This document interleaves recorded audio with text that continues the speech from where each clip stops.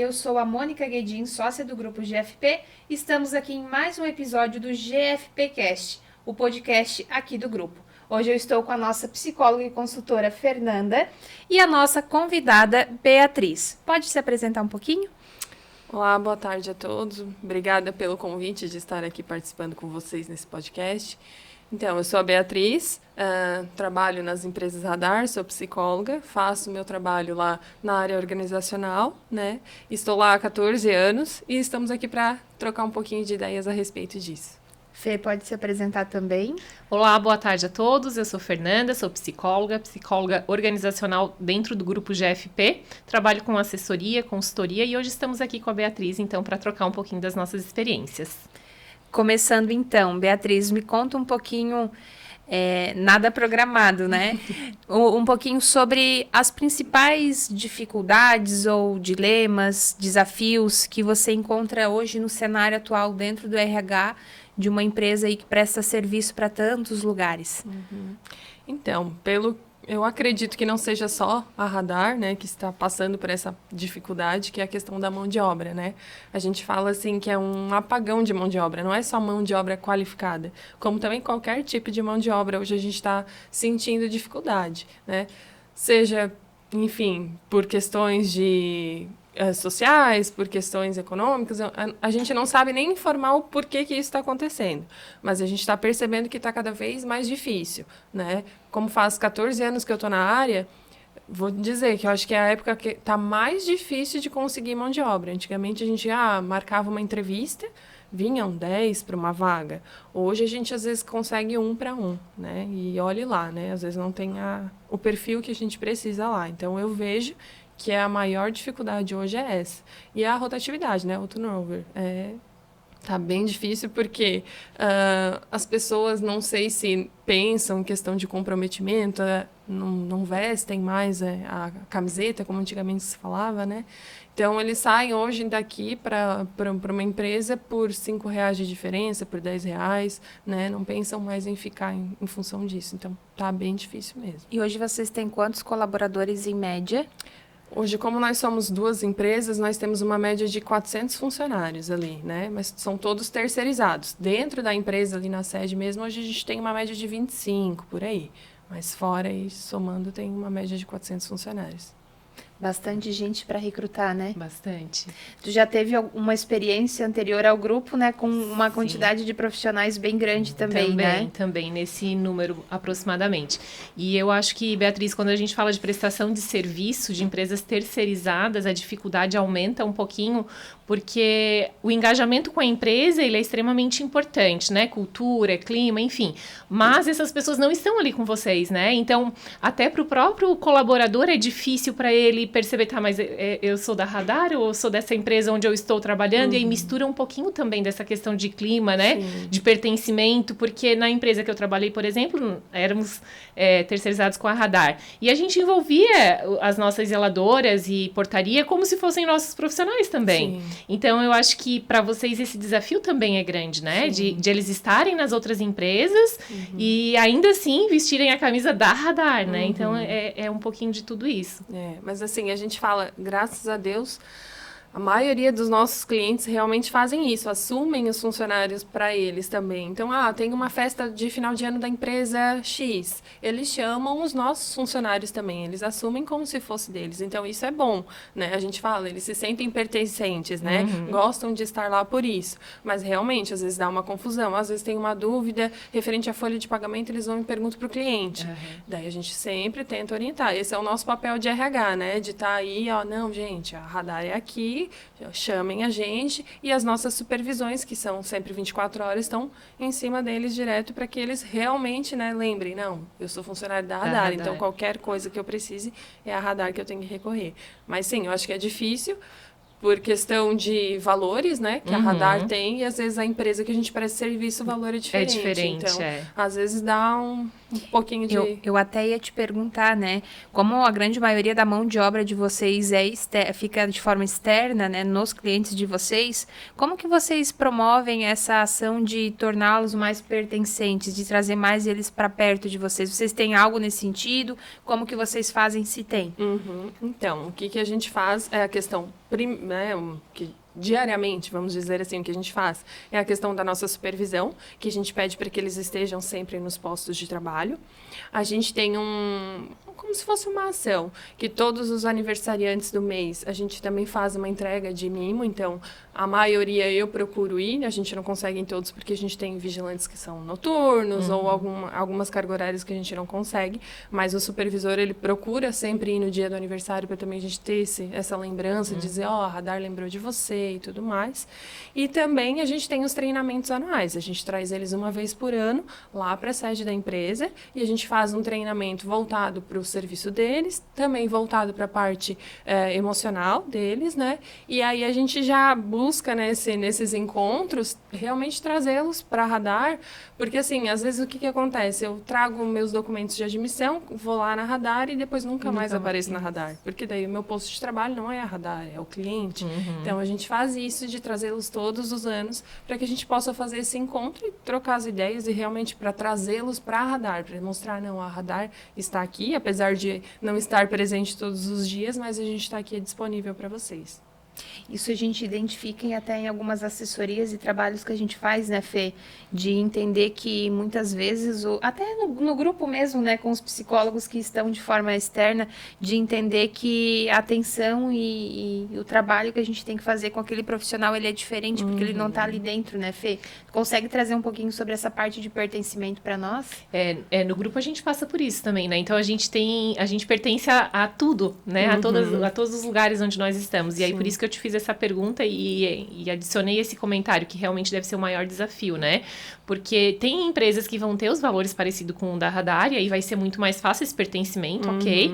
Mas aquela empresa que talvez não tenha tanto essa percepção, porque, pelo que eu conheço da Radar, é uma empresa que tem muito essa visão pro colaborador, né, pro profissional, enfim, de não olhar só para ele, entender um pouquinho o que vem junto com ele. Sim. E algumas empresas não têm isso, né? Então, essas formas de fazer com que eles pertençam vai gerando mais amor a empresa mãe, vamos dizer assim, né? A empresa de origem, porque daí eles estão numa empresa atual, que é onde eles fazem as atividades do dia a dia, mas ter esses momentos de interação, como é muita gente, como é um público operacional, acaba dificultando um pouquinho mais, né? Sim. Porque se é um público mais estratégico, tu vai ter mais treinamento, tu vai ter mais reunião, tu vai ter mais, oportunizar mais eventos para essa aproximação, né? Então, eu acredito que, para que eles realmente se sintam pertencentes, ações de endomarketing são indispensáveis, para que eles, assim, tô sendo visto, tô vindo aqui para tal empresa, faz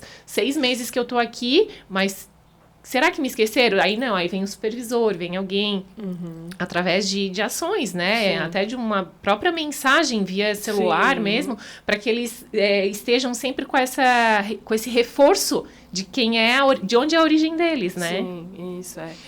E dentro disso que tu comentou, né? Tem, por exemplo, empresas que, esse funcionário eu não quero mais, não é o meu perfil. E aí a gente avalia, olha, não, é uma pessoa boa, talvez não é mais o perfil que eles queiram.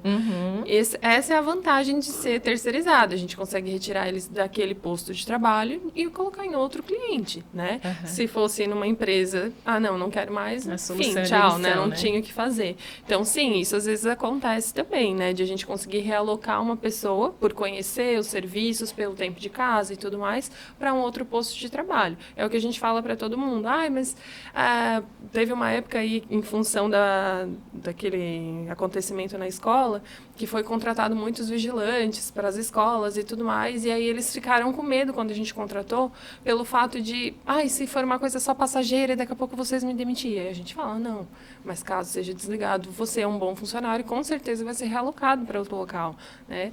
E se fosse realmente, é especificamente essa empresa, não tem o que E eu acho que isso também ajuda a engajar eles, né? Sim. De saber que tá, pode não dar certo numa empresa, porque tá tudo bem, né? Não é obrigada a sempre dar certo. Exato. E aí passa para eles um pouquinho mais de segurança e diz, tá, tudo bem, se não deu aqui, ou, né, se é pontual essa contratação, aí joga para ele também a responsabilidade de fazer bem feito o trabalho dele para que ele tenha essa oportunidade.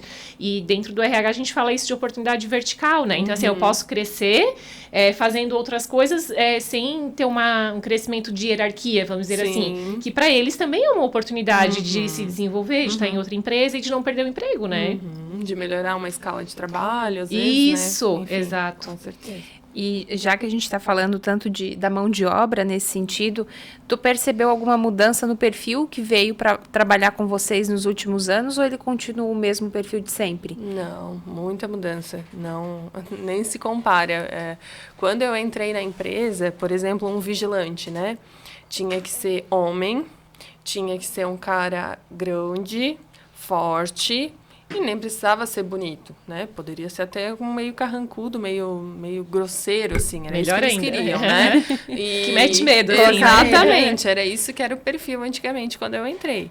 E hoje, não. Hoje a gente tem muitas mulheres que trabalham conosco, que a gente percebe que tem postos que tem que ser mulher, que elas têm muito mais jeito de lidar. E, inclusive, assim, em portarias que tinha problema direto de reclamação em função de, tem que ficar revistando aqui e esse cara aqui parece que não está indo... Enfim, aí chama para briga. E quando entrou, a gente coloca uma mulher, não, parou, né? Não teve mais... Então, realmente, desde que eu entrei até agora, é totalmente diferente. E a questão de idade também? Hã? Questão de idade também? Isso, é isso que eu ia dizer. Antigamente eram pessoas... a gente não via muito jovem, assim, nessa função. Eram pessoas mais de idade. Hoje, a partir dos 21 anos que tem a formação de vigilante, a gente já coloca com experiência, sem experiência. Antigamente tinha que ter, né? Não, tem que ter um pouco de experiência. Hoje não, às vezes a gente dá oportunidade para pessoas que recém fizeram um curso e a gente prefere lapidar ele conforme a gente, né, trabalha, enfim, ou conforme o cliente quer. Então, mudou realmente da água para o vinho. Não é mais a mesma coisa. E eu acredito que essa mudança no perfil, né, das pessoas que vão em busca de trabalho, que vão para o mercado de trabalho, ela é uma mudança constante, né? Porque nós mudamos o tempo inteiro. E aí agora a gente está vindo com uma geração nova, mais tecnológica, né, menos sociável. Não menos sociável, mas assim, mais realmente voltada para a parte de tecnologia, assim, de essa geração... Y, né? E, enfim, e aí vai vir um novo desafio daqui, vai chegar, né, em nós, nas nossas empresas, daqui uns 5 anos, talvez. Sim. Mas a gente já tem que pensar que esse perfil que hoje para ti atende, talvez daqui 5 anos já não atenda mais. Sim, né? Até a forma como a gente trabalhava, né? Antigamente a gente passava a mão no telefone e ligavam vem aqui, entrevista, tal horas. Hoje você liga, ninguém te atende. Isso. Eles termina a ligação, mandam um WhatsApp, eles respondem na hora. E se tu ligar, não atende, Não né? atende. Então, assim, tu percebe, não é por... não, eu não estou perto do telefone. Não, eles estão... Eu não quero falar, eu quero escrever, né? Exatamente. Então esse uma desafio geração... é o próximo, eu acredito, para recrutamento, para as empresas no âmbito geral, todos os subsistemas, Sim, assim. Exato. Mas o recrutamento e seleção sempre é o maior desafio, eu acho, né? Porque tu tem que encontrar... E às vezes, hoje lá no grupo a gente ainda falou, mas eu quero só um candidato, e tem tanta gente nessa cidade, tem tanta gente, mas é só um.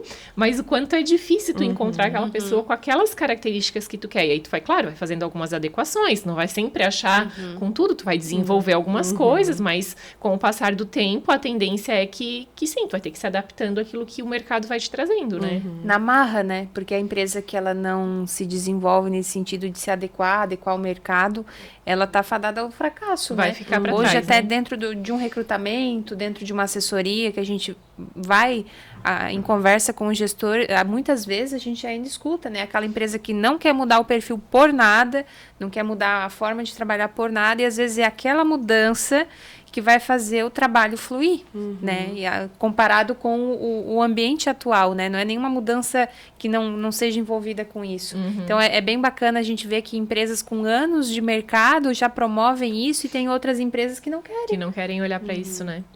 Ainda é muito comum.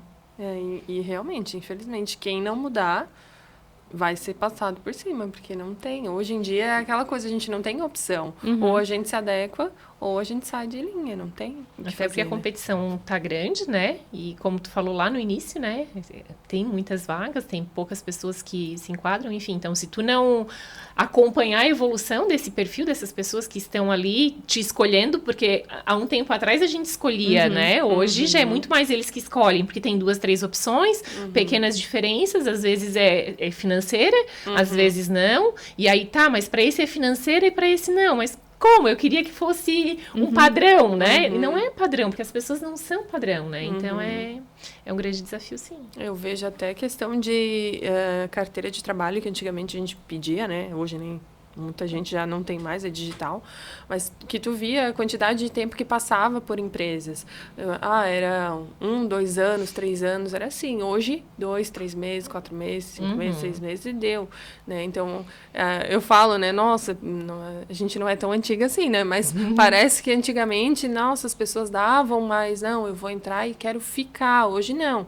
Eles entram na empresa, eles querem um conhecimento, um crescimento, e não deu aqui, ou adquiri tudo que eu podia dessa empresa, estou indo para outra para crescer. E é assim, a gente não pode mais exigir que tenha experiência de X tempo, porque não tem. Hoje, eu já percebi que realmente é isso mesmo. E tu tá falando de que era 2, 3 anos e tá falando de meses, né? Eu li esses tempos aí, enfim, uma entrevista de uma empresa que falava que os profissionais deles duravam 15 anos, 10 anos, e agora estão durando 5, e eles já estão tendo dificuldade. Então, olha só, há muito tempo atrás já era mais tempo, depois já passou para um tempo médio e agora já está num tempo pequeno, né? Exato. E aí, o que as empresas precisam fazer para gerar esse pertencimento, para gerar essa expectativa de que, não vou crescer, não vou chegar a ser diretor, mas aqui eu posso me desenvolver como pessoa, como profissional, tenho relações saudáveis, enfim, e aí entra as várias ações dentro de RH, não só RH, claro que o RH é o setor que faz essa ligação, mas que a empresa em si precisa olhar para isso, né? Porque o RH sozinho também não dá conta, né? A liderança está lá na ponta,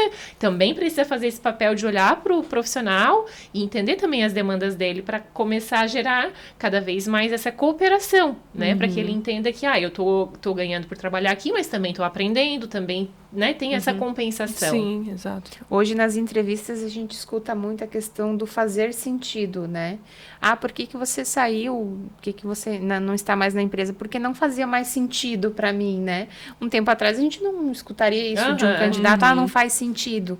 Então, a gente percebe que, principalmente depois da pandemia, essa questão da valorização do eu dentro de uma empresa, ela mudou muito, né? Antes eu estava aqui pelo salário, pelo meu comprometimento, pelas coisas que eu tenho por trás disso. Hoje eu já penso mais em mim, né? Então, tanto que às vezes uma vaga que trabalha final de semana, horário noturno, que não esteja condizente com a realidade da pessoa, ela vê se faz sentido, né? Então, a gente encontra isso e cada vez realmente vai mudar mais e a gente tem que estar sempre um passo à frente de todo mundo, né, Bia? Com certeza. Olha, é o que eu falei, a gente não consegue mais fazer comparações de como era, como a gente realmente tem que se adaptar. E eu percebo essa questão de pertencimento, né, de não fazer sentido, desculpa, como tu falou, realmente, assim, a gente faz entrevistas, nós trabalhamos 24 horas, a empresa é direto, então nós temos vagas que são, por exemplo, só sábados, domingos e feriados. E aí vem a pessoa e daí tu tem que começar assim, meu Deus, tem filhos, tem família, será que quer? Não, mas eu quero, mas senta, pensa, conversa com a esposa, com o esposo, enfim, para ver se realmente vai dar certo, né? Porque que tu vai abrir mão para ter isso, né? Exato. E algumas pessoas, como a Mônica falou, já não abrem mão, mesmo numa condição financeira que talvez precisassem um pouco mais, mas os valores e as prioridades são outras, né? Então Saindo agora um pouquinho da temática de recrutamento, vamos falar um pouquinho sobre liderança. Hoje vocês são, enquanto líderes, possuem líderes assim operacionais? Como que funciona? Sim, hoje a gente tem, são 6 gestores na empresa, né? Abaixo da direção, e abaixo desses gestores, daí nós temos as lideranças operacionais, que hoje nós estamos em 8 líderes, né, que ficam aí pela rua, que têm acesso a todos esses colaboradores que a gente comentou anteriormente, né, os 400 colaboradores. Então, é eles que fazem mais o meio de campo, né, entre a empresa lá fora e a empresa aqui dentro. E esses líderes aí encontram alguma dificuldade que já é bem padrão, que vocês trabalham com eles? Ou é a dificuldade de todo líder já pessoas? Então, o que eu percebo, assim, né, principalmente o pessoal que a gente trabalha, que são com um pouco menor de escolaridade, né, é a carência. Eu vejo que os nossos líderes, quando vão nos postos de trabalho visitar, às vezes, eu tô programado para ir nesse, naquele outro e tudo mais. Aí chega num, aí eles, ainda bem que tu veio, eu queria mesmo conversar contigo. Aí vem e conversa coisas que aconteceu na família e tudo mais. Então, eu vejo, assim, a questão de carência, sabe? Muitos deles, a gente fala assim, quando a gente até há pouco tempo recrutou uma, e eu falei, olha, a gente tem que ser meio psicólogo lá nessa questão do líder, porque principalmente eles que não vê o RH todo dia, né? Porque é eles que vão trazer as situações para nós, ou nos levarem até o posto de trabalho para que a gente converse com eles. Então, assim, eu vejo questão de carência no pessoal que tem um pouquinho menos, né, de conhecimento, ou até que não tenha muita família aqui, que eu percebo que o pessoal que trabalha conosco vem muito de fora, principalmente para trabalhar na área de mão de obra de limpeza e tudo mais, vem do Nordeste, muitos vêm, o Rio Grande do Sul vem bastante vigilante. Então, assim, o pessoal não é muito daqui, então também não tem muita família para recorrer, né? Então, os líderes, a Radar, enfim, é como se fosse a família, né? Então, isso a gente escuta bastante deles, que eles têm que abraçar, às vezes chorar junto com o colaborador para dar um apoio para eles. Agora, eu queria um olhar da Fê, que tem muito essa questão da constelação familiar, dos estudos, né? O que tu tens a dizer sobre isso? Então, na verdade, quando a Bia falou isso, né, que eles estão carentes, é que, na verdade, eles querem ser vistos e querem pertencer. E aí, quando eles olham alguém da empresa de origem deles, pronto, é aqui, achei a solução dos meus problemas. Então, porque onde eles estão, por mais que eles tenham uma relação saudável, que a empresa tenha essa cultura parecida, enfim, que absorva esses profissionais, ele muitas vezes não se sente na liberdade de, vou lá no RH da empresa que eu tô falar, né? Então, eles também não têm. Então, volta para aquela questão do pertencimento. E o líder, ele precisa muito ter essa habilidade e ter essa visão sistêmica, né? E entender que, poxa, uma pessoa que veio lá do Nordeste para trabalhar aqui, ela precisa de um olhar diferenciado, né? Ela precisa desse entendimento do líder que talvez naquele momento, sei lá, tem alguém lá no Nordeste que não está bem de saúde, um familiar, enfim. Então, essa percepção do líder, ele direciona muito o foco e o resultado daquele profissional lá na ponta. Né? E aí, claro que o líder muitas vezes não está preparado. Aí entra todo o desenvolvimento da liderança, assim, né? Porque o líder sistêmico é aquele que precisa gerar um resultado, óbvio, ele vai gerar, mas que além disso ele precisa olhar para aquela pessoa e entender o que mais ela traz. Né? Não é só o resultado operacional, Exato. Ela traz outros resultados junto. E eu sei que lá na Radar vocês têm bastante esse olhar, né? Porque teve uma líder de vocês que participou da nossa formação. E no último dia nós tivemos um bate-papo, né? E aí o BAC estava lá e aí eles trouxeram muito disso. Quando um profissional fica doente, que é um profissional de mais tempo, que já se tem esse cuidado, então se olha para ele, além daquilo que ele vem trazer ali na empresa, o que mais ele está trazendo? Está preocupado, porque o familiar está, sei lá, com uma doença grave ou está passando por um momento difícil. Então todo esse acolhimento faz com que eles se sintam pertencentes. É, isso mesmo. E os nossos líderes, é o que a gente fala, eles são os nossos olhos, né? Porque muitas coisas acontecem e não chega até a sede da empresa, né? Não chega até a base. Então, são eles que vão repassar essas informações para nós. Então, a fulaninha lá do canto, ela tá meio triste por causa disso. Não, então vamos trazer ela para cá. Não tem como trazer ela para cá. Então, o RH vai até lá e vamos dar um apoio para ela. Mesma coisa, né? Enfim, com todas as situações que aparecerem. Por isso que a gente pede, eles têm que realmente estar abertos, né? Óbvio que a gente se incomoda, né? Líder se incomoda bastante, é o que eu falei para eles, né? Liderança não é fácil, é várias pessoas com vários perfis diferentes e você é uma pessoa só e tem que dar conta, né? Não que tem que dar conta, mas enfim, tem que aprender a absorver essas informações e saber filtrar para onde que eu levo, para onde que eu não levo, porque, uma pessoa que falta a semana inteira, por exemplo, né? E não dá justificativa nenhuma. Ele já está por aqui, né? A vontade de dizer assim, RH, demite essa pessoa porque eu não quero mais. Não, mas espera aí, vamos parar, chama essa pessoa aqui, vamos ver o que está acontecendo com ela, né? Inclusive, fiz isso essa semana com uma e ela disse assim, foi como se tu tivesse me dado um tapa na cara. Mas assim, eu tava precisando disso, muito obrigada, Beatriz, porque às vezes a gente tem que falar, tá, mas olha só, tu tá com alguma coisa? Não. Então, o que tá acontecendo? O que tu quer da tua vida, né? Tu quer trabalhar? Não quer trabalhar? Eu preciso saber, porque a gente precisa de ti. Você é uma boa pessoa, você é uma boa profissional, só que eu preciso que você venha. Ou você não quer mais vir. Aí ela saiu chorando da sala, eu até fiquei assim, ai, meu Deus, né? Mas, enfim, o que eu fiz? Porque às vezes a gente, né? E no outro dia ela veio me agradecer, ela disse, obrigada, realmente acho que era isso que eu tava precisando, né? Um chacoalhão. Aí a gente fala, é isso que a gente precisa do líder, ele tem que me dizer o que tá acontecendo, eu não tô conseguindo resolver a situação, vamos todos juntos lá pra ver o que tá acontecendo, né? E aí entra a importância do desenvolvimento da liderança, né? Porque para eles poderem auxiliar a empresa nesse processo de gestão de pessoas, eles precisam se conhecer, eles precisam estar bem, claro que a gente não está bem o tempo inteiro, tá tudo bem, é que a gente não está falando da perfeição, né? A gente está falando daquilo que é possível. Então, eles precisam se conhecer, eles precisam conhecer a cultura da empresa, tá alinhado com aquilo que a empresa espera do papel deles, né? Então, entra um investimento de tempo da empresa, de também olhar para a liderança, porque a liderança é que faz a estratégia chegar na operação, né? Então, tem lá o estratégico, tem a liderança, e aí como que a gente trata e lida com essa liderança para ela chegar no operacional e levar aquilo que a direção da empresa realmente entende como a missão da empresa, né? Sim, isso mesmo. Então, a liderança se torna, mais uma vez, voltamos para a liderança, que é essencial, né? Lá a gente, dificilmente, eu acho que desde que eu tô lá, não me lembro de ter trazido algum líder de fora. Normalmente a gente promove alguém que está lá dentro, exatamente por isso, para entender como é que é o funcionamento, para entender o que é a Radar, para aí poder passar, porque é difícil uma pessoa que chega hoje, eu até vou dizer, é assim, assim, assim.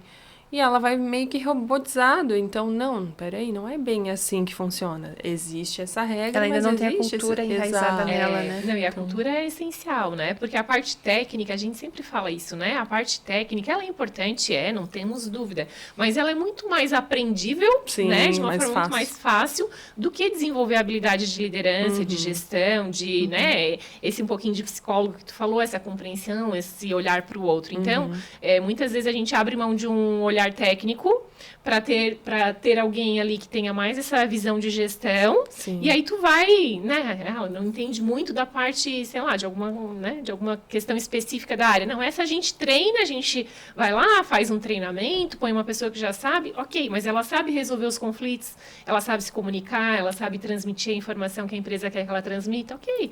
É muito mais saudável para a empresa esse tipo de líder do que aquele que é só técnico, né? Exato. Muito mais fácil de desenvolver o resto também, né? Sim, porque é uma pessoa mais aberta também, né? Normalmente, com essas características, já vem com uma abertura um pouco maior também para esse desenvolvimento, né? Show. Falamos hoje já de recrutamento, de operacional, de mudança do cenário, de liderança. E para finalizar, né, primeiro gostaria de agradecer a tua participação, Bia. Tenho certeza que foi muito enriquecedor para todo mundo e para quem vai assistir também. E para a gente finalizar, eu gostaria que tu deixasse um recado para quem está nos assistindo, ou uma dica, ou um aprendizado que tu tens, para a gente conseguir compartilhar com os demais também. Tá. Então, o que eu vejo também que é um pouquinho de dificuldade do pessoal, questão de montagem de currículos, né? Não sei se vocês percebem isso, mas eu percebo. Hoje em dia, as pessoas esquecem muitas informações que são fundamentais, né? Então, assim, no mínimo, eu tenho que colocar quem eu sou, o que eu fiz por um tempo ou não fiz, o que eu estudei e o que eu não estudei, aonde eu moro, minha idade, enfim, é o básico, né? Mas tem gente que ainda não sabe como é que monta um currículo. Então, às vezes, a gente recebe as informações, tem que entrar em contato com a pessoa devolve as informações, a gente verifica alguma coisa, não, tem que entrar em contato de novo. Então, assim, perde-se muito tempo nessa questão, né? E tem gente que enche o currículo com coisas que às vezes não tem necessidade nenhuma de colocar. Então, é bem o básico. Eu acho que seria realmente uma dica aí para o pessoal não esquecer, né? Ou estudar um pouquinho como é que coloca. Tem tantos currículos, coloca na internet como montar um currículo, tem currículos prontos, só passar as informações, né? Porque realmente dificulta, atrasa, porque pelo menos lá na Radar as vagas são todas imediatas, quase, né? Sai de hoje para amanhã e tudo mais. Então, assim, isso atrasa muito o processo, nos facilitaria bastante. Completando essa parte dos currículos, né? Eu percebo também que eles não se dão conta, né? Os candidatos, que o processo seletivo começa na análise do currículo.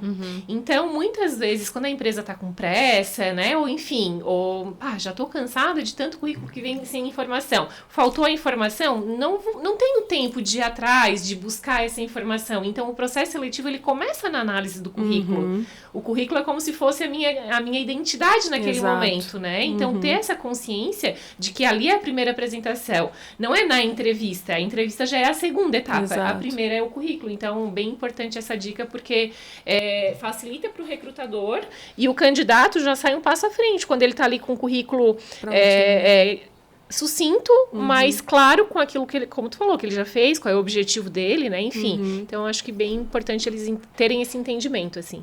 Às vezes, você acha que ninguém te chama para uma entrevista, mas não sabe que talvez você esteja pecando no currículo. Exato. Então, quem preencheu o currículo aí assertivamente, para onde manda? Para as vagas da Radar?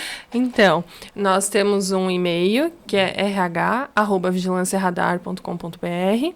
Nós temos um WhatsApp também, 3461-6377. Ou quem não pode preencher, não sabe preencher online, enfim, pode ir lá na sede da empresa. A gente tem as fichinhas prontinhas em branco lá. As pessoas podem ir lá preencher o currículo tranquilamente, que a gente auxilia também. Se não sabe escrever, a gente tem ajuda, enfim. Estamos disponíveis, estamos sempre abertos a receber, porque vagas sempre há. Desculpas não tem. É isso aí. Então, agradeço, né, por vocês terem me convidado mais uma vez aqui para estar aqui podendo trocar um pouquinho de ideias com vocês, tá? E agradeço aí o pessoal que estiver assistindo também. Se tiver alguma dúvida, pode entrar em contato com a Radar que a gente vai tentar auxiliar. Gostou deste episódio do GFPcast? Não deixe de curtir ele aqui e se inscrever no nosso canal.